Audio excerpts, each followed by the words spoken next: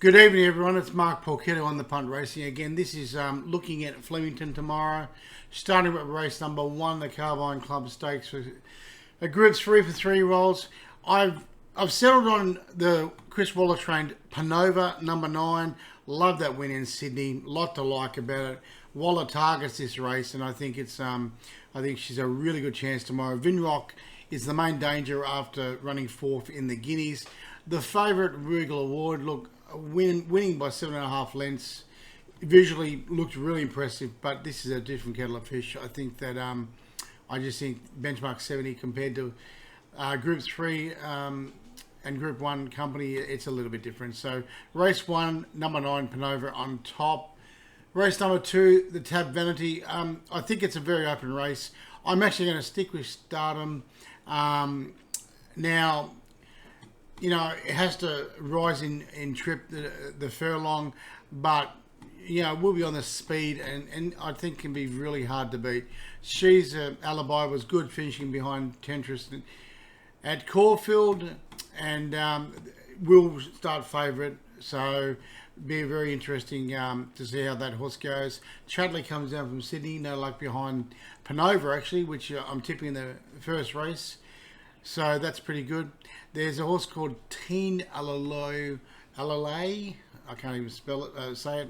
Aulel. Held up behind Stardom. Last start, that has to deal with the wide barrier. So pretty much race number 2, Stardom, I'm going to stick with winning form. Race number 3, the Rising Fast Stakes. Look, Caballos was the eye-catching run at Randwick in the Group 3. But in that same race, Libertad pretty much made a similar run, not quite as good, but finished just ahead of Caballos, and the difference in price is astronomical. I'm going to go with Star Patrol. He loves Flemington.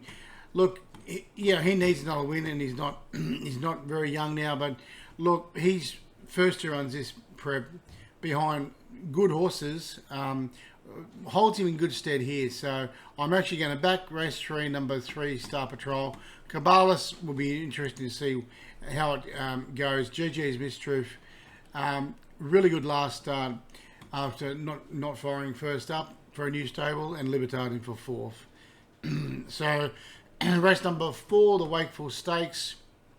Look, get a good feeling, odds on, and just wins. I mean, it's hard to imagine anything in this field beating Get a Good Feeling. I mean, really, the form is the form you want to be backing. So race 4, number 1, Get a Good Feeling, odds on, but have it in your multis.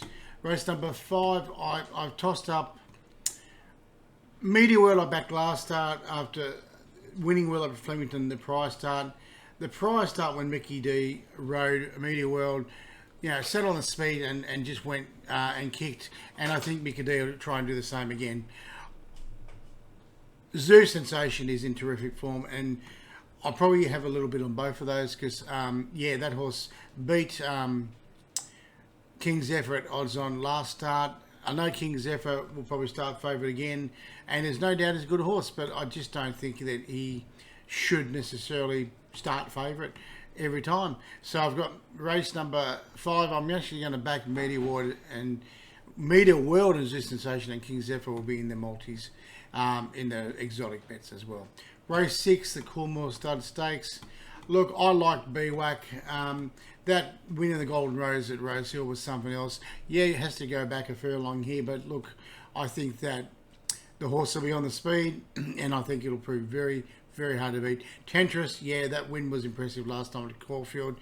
Raging Force was home, and Tentris just come from an impossible position and won. I think they're the 3, only 3 chances in the race. So race 6, I'm going to back number 1, BWAC. Tentris in for 2nd, Raging Force in for 3rd.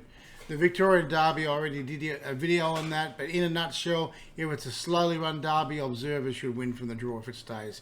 If someone puts some speed into this, makes a truly run race, I actually like Autumn Mystery. I liked Autumn Mystery's 2 wins, last 2 wins, and I think even though drawn barrier 17, you know, I just think it's a very good horse. Options, I still think Options can win the Derby as well with the right run from barrier 7. Doesn't have to get far back. Azazel was a good winner of the Geelong Classic. Really toughed out a good win, and he saw a shocking one in Melbourne Cup. So he's got the breeding. So race number 7, the Derby. I'll be back in order, mystery and options because Observer's too short. I'll be having Observer with those horses in exotic bets as well.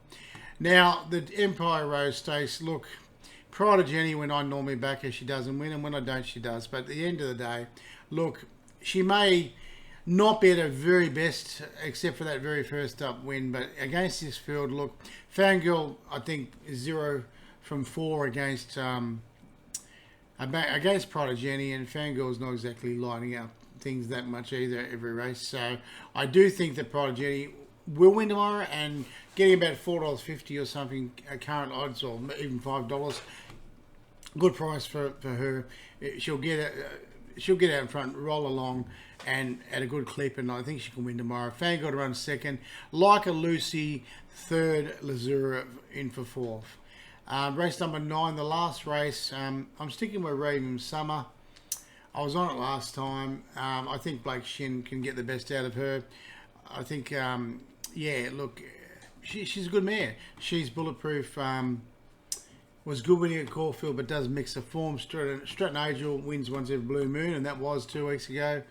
Generosity, current fixed dogs favourite, at the back of running in group races. Barry 1, and Never Seen the Straight. That's a worry. And Soft Love. I think Soft Love is actually the smoky here. Was good behind Stratton Angel. So last race, race 9. Arabian Summer is on top.